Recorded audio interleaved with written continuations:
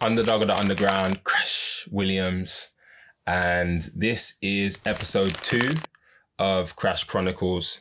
In the last episode, I touched on being made redundant and basically my next steps. And my next step is I am starting a new business. I've started a new business. So if you're watching this now, my business is alive. It's my new baby.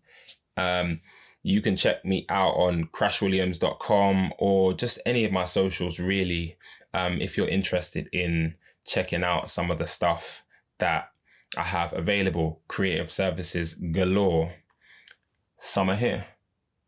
Right. So before we kind of get on to the newer stuff, I really want to share with you guys the process that it took for me to basically tie the channels in a bow and send them on their way.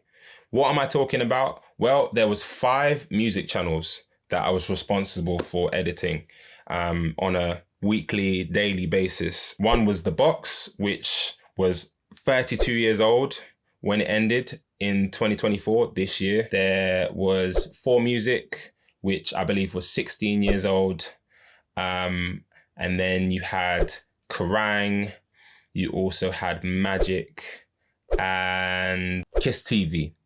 So yeah, they were amazing channels. They all did their own individual things. But how we ended it was we just had montage videos, but not just any montage videos. There was a bit more to it. This time around, it's like, yo, what music videos do you put in a montage video of a channel that has decades of iconic moments? Like how do you even begin to do that? For me, it was the editing and it was also the graphics and animation part. So we're going to kind of get into that, and I'm going to kind of stop and start the video so we can explain. I can kind of articulate like what it is that I did. Let's go with Kerrang. Kerrang was one of my favorites. I love Kerrang because Kerrang, branding wise, it never changed. It just kind of stayed true to its roots, and sometimes that's the best way. Cut my life into pieces. This is my last resort. This is my last resort. So one of the first things I really want to point out here is Kerrang's edginess. So for those who've listened to Kerrang, we're talking about grunge, rock, metal, just bands like that sort of feel. That is what Kerrang is. So we're talking about Metallica, we're talking about Foo Fighters, we're talking about, the more poppy stuff like, Green Day, Sum 41, early noughties, late 90s. We've got really classic bands here. Linkin Park as well, one of my favorites. In terms of what I did here, I was kind of still trying to honor the Kerrang logo. So the Kerrang logo here it looks like it's shattered. It looks knackered and just really rough around the edges. So I wanted to keep that there. And so that's why I have the ripped paper throughout the whole thing, because I thought, you know what, let's keep to that. And it's almost like ripping off the Band-Aid, like, okay, we're going, but rah. Rolling. Like, let's do this. Like, you know what I mean? Rip your chest off, So that was pretty much that. Transitions wise as well, we kind of had a little bit of color displacement. I love that, that sort of messing with the red, greens and blues. Just, I always feel like that looks fresh. Distortion with discoloration. Just that kind of rough rock feel that we love Kerrang for. So as I mentioned before, the Kerrang logo looks like it's shattered. It looks like it's shattered glass, right? So what I did is I brought the text back together, got rid of the shattered glass text, and then I just it all up again. That's pretty much it. But I it up in the best way possible with a baseball bat. Absolutely. I mean, if you're going to f something up and you're going to f it up like legally on screen and it's some rock, of course, why not use a baseball bat? So that pops up, smashes Kerrang, and then boom, the end. Rock will never die. But remember, kids, while we might be off, rock will never die. Okay, moving on. Let's get to Magic.